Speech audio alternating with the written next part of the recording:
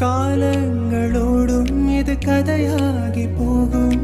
கண்ணீர் துளியின் நீரும் வாழும்.